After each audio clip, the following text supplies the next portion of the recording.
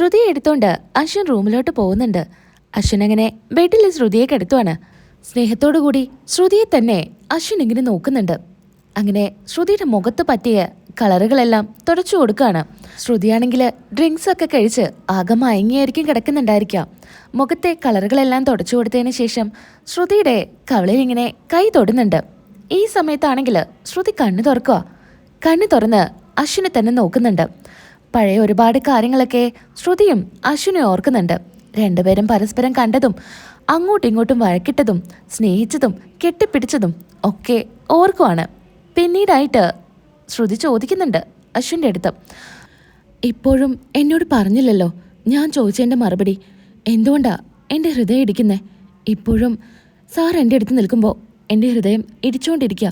അതിനുള്ള കാരണം എന്താന്ന് എനിക്ക് പറഞ്ഞതാ എന്ന് അശ്വിൻ്റെ അടുത്ത് ശ്രുതി ചോദിക്കുന്നുണ്ട്. ചിരിച്ചുകൊണ്ട് അശ്വിൻ അതിൻ്റെ മറുപടി കൊടുക്കുന്നുണ്ട്. എനിക്കും അങ്ങനെ തന്നെയാ. നിന്റെ അടുത്തോട്ട് വരുമ്പോൾ എൻ്റെ ഹൃദയമിടിപ്പ് കൂടും. അതിന് കാരണം എന്താണെന്നറിയോ? നമ്മുടെ രണ്ടുപേരുടെയും മനസ്സൊന്നാ. അതുകൊണ്ടാ ഇങ്ങനെ തോന്നുന്നത്. നിന്റെ മനസ്സിൽ എന്ത് ചിന്തിക്കുന്നോ അത് തന്നെയാ ഞാൻ എൻ്റെ മനസ്സിലും ചിന്തിക്കുന്നത്. ഇത് കേട്ടാണെങ്കിൽ അങ്ങോട്ടും ഇങ്ങോട്ടും ഇങ്ങനെ നോക്കുന്നുണ്ട്. പിന്നീടായിട്ട് ശ്രുതിയുടെ കൈ പിടിച്ച് രണ്ടുപേരും കട്ടിലിരിക്കുന്നുണ്ട്. തൊട്ടുരുമി ചേർന്നിരിക്കുവാണ്. അങ്ങനെ പിന്നീടൊരു പാട്ടാണ് കാണിക്കുന്നത്. വാലന്റൈൻസ് ഡേ അല്ലേ, അതുകൊണ്ട് തന്നെ കുറച്ച് റൊമാൻറ്റിക് ആയിട്ടുള്ള സീൻസാണ് കാണിക്കുന്നത്. അശ്വിനാണെങ്കിൽ പ്രപ്പോസ് ചെയ്യുന്നുണ്ട് ശ്രുതിയെ. അങ്ങനെ റോസാപ്പൂ ഒക്കെ കൊടുത്ത് വളരെ സന്തോഷത്തോടു കൂടി സംസാരിക്കുന്നൊക്കെയാണ് പിന്നീട് കാണിക്കുന്നത്. അഞ്ജലിയാണെങ്കിൽ ലെസിയും അതുപോലെ നാരങ്ങച്ചാറും ഒക്കെ ആയിട്ട് വരുന്നുണ്ട്. ഈ സമയത്ത് അങ്ങോട്ടേക്ക് ശ്യാം വന്ന് ചോദിക്കുന്നുണ്ട്, രാജകുമാരി നീ എന്താ ചെയ്യുന്നേ? അത് പിന്നെ എല്ലാവരും ഡ്രിങ്ക്സ് കഴിച്ച് കിറങ്ങിയിരിക്കുകയല്ലേ, ഇനിയൊക്കെ പഴയ പോലെ നോർമൽ ആവണ്ടേ? അതുകൊണ്ട് ഞാൻ കുറച്ച് ലെസിയും നാരങ്ങച്ചാറുമായിട്ട് വന്നതാ, എല്ലാവർക്കും കൊടുക്കണം. ഓ അത് ശരി. അല്ല, ശ്രുതിയെയും അശ്വിനെയും കാണുന്നില്ലല്ലോ, അവരെങ്ങോട്ടാ പോയി എന്ന് ശ്യാം ചോദിക്കുകയാണ്. ഇത് കേൾക്കുന്ന അഞ്ജലി പറയുന്നുണ്ട്, അറിയില്ല, രണ്ടുപേരെയും കുറേ നേരമായിട്ട് കാണുന്നില്ല. രണ്ടുപേരും അത്യാവശ്യം ഡ്രിങ്ക്സ് ഒക്കെ കഴിച്ചതാ, ഞാനിന്ന് പോയി നോക്കട്ടെ എന്നും പറഞ്ഞ് അഞ്ജലി പോകുന്നുണ്ട്. ഈ സമയത്ത് ശ്രുതിയുടെ വായിൽ നിന്ന് തന്നെ സത്യങ്ങൾ അറിയാനുള്ള പുറപ്പാടിലായിരിക്കും ശ്യാം. എങ്ങനെയെങ്കിലും ശ്രുതിയുടെ അടുത്ത് ചെന്ന് സത്യങ്ങളെല്ലാം ചോദിക്കണം. അതിനായിട്ടാണ് ശ്രുതി എവിടെയെന്ന് അഞ്ജലിയുടെ അടുത്ത് ചോദിക്കുന്നത്.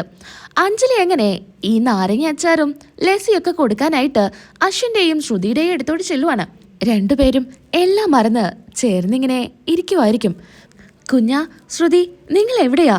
നിങ്ങൾക്ക് ഞാനേ നാരങ്ങ അച്ചാറും ലെസിയൊക്കെ കൊണ്ടുവന്നിട്ടുണ്ട്. ഇത് കേൾക്കുന്നതും ശ്രുതി എഴുന്നേക്കുന്നുണ്ട്. കണ്ണു തുറന്ന് അശ്വിനോട് പറയുന്നുണ്ട്, അഞ്ജലി ചേച്ചി വിളിക്കുന്നുണ്ട് എന്ന്. അങ്ങനെ ശ്രുതി എഴുന്നേറ്റ് പോവാൻ നേരത്ത് ശ്രുതിയുടെ കൈ പിടിച്ച് വലിക്കുകയാണ്. അങ്ങനെ ചേർത്തങ്ങ് പിടിക്കുന്നുണ്ട് ശ്രുതിയെ.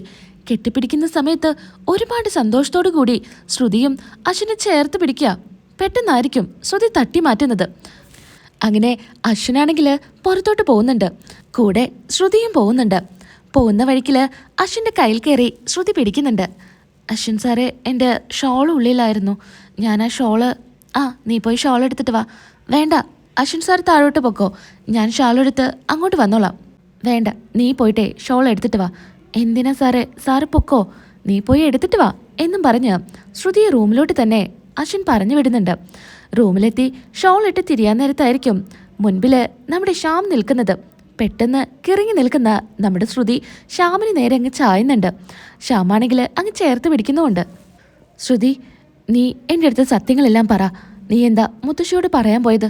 അത് മുഴുവനായിട്ട് എൻ്റെ അടുത്ത് പറ. അന്ന് എന്താ സംഭവിച്ചത്? എന്ത് സംഭവിക്കാൻ? അല്ല, എന്താ സംഭവിച്ചെന്ന് പറ. നിന്റെ കല്യാണത്തിൻ്റെ കാര്യമാണ് ചോദിച്ചത്. അതെന്താ, അങ്ങനെ ഒന്നും സംഭവിച്ചിട്ടില്ലല്ലോ. അല്ല, നിങ്ങൾക്കിപ്പോൾ എന്താ അറിയണ്ടേ? സംഭവിച്ചതല്ല, നീ പറ. നീ മുത്തശ്ശിയോട് പറയാൻ പോയതല്ലേ, അക്കാര്യം മുഴുവനായിട്ട് പറ. സംഭവിച്ചത് അത് എൻ്റെയും അശ്വിൻ സാറിൻ്റെയും മനസ്സൊന്നാ. അശ്വിൻ സാർ എൻ്റെ അടുത്തോട്ട് വരുമ്പോഴേ എൻ്റെ ഹൃദയമിടിപ്പ് അങ്ങ് കൂടും. അശ്വിൻ സാറിനും അങ്ങനെയാ. ഓ അതല്ല ഞാൻ ചോദിച്ചത്, നിങ്ങളുടെ കല്യാണക്കാരിയാ. കല്യാണക്കാരിയോ? എന്ത് കല്യാണക്കാര്യം? എൻ്റെ ശ്രുതി, നീ വേഗം പറ. ആരെങ്കിലും വരും. നീ നടന്ന കാര്യങ്ങളെല്ലാം പറ. നീയും അശ്വിനും തമ്മിൽ കല്യാണം കഴിച്ചില്ലേ, അതിനെക്കുറിച്ചാണ് പറഞ്ഞത്. അതിനെക്കുറിച്ചാണോ? അതിനെക്കുറിച്ചാണെങ്കിൽ എനിക്ക് ഒരുപാട് പറയാനുണ്ട്. എന്നെ നിർബന്ധിച്ച് ഭീഷണിപ്പെടുത്തിയിട്ടാണ് കല്യാണം കഴിപ്പിച്ചേ. ഭീഷണിപ്പെടുത്തിയിട്ടോ? ശ്യാമാണെങ്കിൽ കിട്ടിയ അവസരമല്ലേ, അതുകൊണ്ട് ശ്രുതിയുടെ കവിളിലൊക്കെ ഒന്ന് കൈവയ്ക്കുന്നുണ്ട്. വിട്, എനിക്കിഷ്ടമല്ല. നിങ്ങൾ എന്നെ തൊടുന്നത് എനിക്കിഷ്ടമല്ല. പറ, എന്നിട്ട് എന്താ ഉണ്ടായത്? എന്ത് കാര്യത്തിനാ അവൻ നിന്നെ ഭീഷണിപ്പെടുത്തിയത്? എന്നെ ഭീഷണിപ്പെടുത്തി എന്നെ നിർബന്ധിപ്പിച്ച് കല്യാണം കഴിച്ചതാ. നീ കാര്യം പറ, എന്തുകൊണ്ടാണെന്ന്. എൻ്റെ ചേച്ചി ആകാശ് സാറിൻ്റെ കൂടെ ജീവിക്കണമെങ്കിൽ ഞാൻ ഇതിന് തയ്യാറാവണമെന്നാ അയാൾ പറഞ്ഞത്. അങ്ങനെ എന്നെ ഭീഷണിപ്പെടുത്തിയിട്ട് കല്യാണം കഴിപ്പിച്ചേ എന്നൊക്കെ പറയുന്നുണ്ട്. ശ്രുതി, അതിനൊരു കാരണം ഉണ്ടാവില്ലേ? ആ കാരണം എന്താ? അവൻ എന്തുകൊണ്ട് എങ്ങനെ ഒരു തീരുമാനം എടുത്തത് അത് പറഞ്ഞോ. അത് അത് എന്നാ ഉള്ളില് ശ്യാമും ശ്രുതിയും സംസാരിക്കുന്നതൊന്നും പുറത്തു നിൽക്കുന്ന അശ്വിൻ കേൾക്കുന്നുണ്ടായിരിക്കില്ല. അശ്വിൻ വളരെ സന്തോഷത്തിലായിരിക്കും നിൽക്കുന്നുണ്ടായിരിക്കുക. ശ്രുതിനെ ഓർത്തും പല കാര്യങ്ങളും ഓർത്ത് സന്തോഷത്തിൽ ചിരിച്ചുകൊണ്ട് നിൽക്കുക. പിന്നീടായിട്ട് മനോരമ ആകെക്കൂടെ കിറങ്ങി കിളി പോയി ഇരിക്കുമായിരിക്കും. കുറേയൊക്കെ നാരങ്ങച്ചാറൊക്കെ കഴിക്കുന്നുണ്ട്. മനോരമയ്ക്ക് ഇത്തിരി തോനെ ലസിയും നാരങ്ങച്ചാറൊക്കെ കൊടുക്കണം. അവളെ കുറച്ചൊന്നുമല്ല കുടിച്ചു കയറ്റിയിട്ടുള്ളത് എന്ന് മോഹനൻ പറയുന്നുണ്ട്. നീയല്ലെങ്കിലും ഇവിടെ ആഘോഷിക്കാനല്ലല്ലോ, കുടിക്കാനായിട്ടല്ലേ ഈ ഹോളിക്ക് എന്നെ പങ്കെടുത്തത് എന്നും മനോരമയോട് മോഹനും പറയാ. അതെ അതെ, ഞാൻ ഇത്തിരി കുടിച്ചിട്ടൊക്കെ ഉണ്ട്.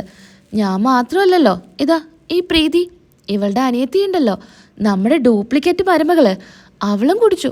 അവളും നല്ല പോലെ കിറങ്ങിയിരിക്കുക. ആ, അത് പറഞ്ഞപ്പോഴാ അശ്വിനെയും ശ്രുതിയെയും കണ്ടില്ലല്ലോ. അവരെവിടെ? അവര് ചിലപ്പോൾ റൂമിലുണ്ടായിരിക്കും.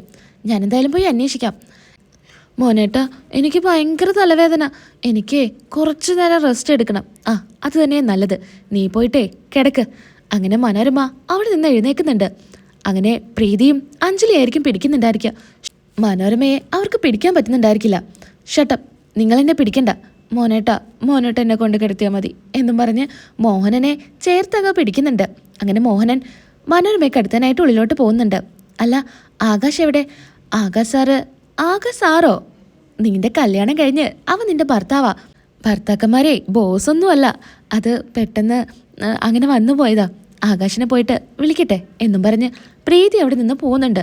പിന്നീടായിട്ട് അഞ്ജലി ശ്രുതിയെയും അശ്വിനെയും അന്വേഷിക്കാനായിട്ട് പോകുന്നുണ്ട്. അശ്വിനാണെങ്കിൽ റൂമിന് വെളിയിൽ നിൽക്കുമായിരിക്കും. അശ്വിനെ പോയിട്ട് വിളിക്കുന്നുണ്ട്. കുഞ്ഞാ, നീ എന്താ ഇവിടെ നിൽക്കുന്നേ? നീ താഴോട്ടൊന്നും വരുന്നില്ലേ? അത് എവിടെ? ശ്രുതി എവിടെ? ശ്രുതി ഷോൾ എടുക്കാനായിട്ട് ഉള്ളിലോട്ട് പോയതാ. അങ്ങനെ ഒരു ചെറു പുഞ്ചിരിയോട് കൂടി അശ്വിൻ്റെ മുഖത്തോട്ട് അഞ്ജലി ഇങ്ങനെ നോക്കുന്നുണ്ട്. അങ്ങനെ അഞ്ജലി റൂമിലോട്ട് കയറുന്നുണ്ട്. ശ്രുതി എന്ന് വിളിക്കുന്ന സമയത്ത് പെട്ടെന്ന് തന്നെ അവിടുന്ന് ശ്യാം മാറി ഒളിഞ്ഞു നിൽക്കുന്നുണ്ട്. ശ്രുതിയാണെങ്കിൽ കരഞ്ഞുകൊണ്ട് നിൽക്കുമായിരിക്കും. ശ്രുതി, നീ എന്താ ഇവിടെ നിൽക്കുന്നേ? അഞ്ജലി ചേച്ചി എന്നെ ഭീഷണിപ്പെടുത്തിയിട്ടാ, എല്ലാം ഭീഷണിപ്പെടുത്തിയിട്ടാ.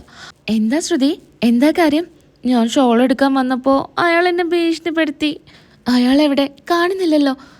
അത് കുഞ്ഞും പുറത്തുണ്ട്, നീ വാ എന്നും പറഞ്ഞ് വിളിച്ചോണ്ട് പോവാണ്. അങ്ങനെ കുഞ്ഞിൻ്റെ അടുത്ത് പറയുന്നുണ്ട്, നീയേ ഇവളെ കൂട്ടി താഴോട്ട് വാ, ഞാൻ പോട്ടെ എന്നും പറഞ്ഞ് അഞ്ജലി അവിടെ നിന്ന് വേഗം പോകുന്നുണ്ട്. സ്റ്റെപ്പ് ഇറങ്ങുന്ന സമയത്ത് അഞ്ജലി നോക്കുന്നുണ്ട്. രണ്ടുപേരും കൈയും പിടിച്ച് നല്ല സന്തോഷത്തിൽ നിൽക്കുന്ന കാണുമ്പോൾ അഞ്ജലിക്ക് ഒരുപാട് സന്തോഷമാവുന്നുണ്ട്. അങ്ങനെ ശ്രുതിയുടെ കൈയും പിടിച്ച് അശ്വിൻ താഴോട്ട് പോവാ.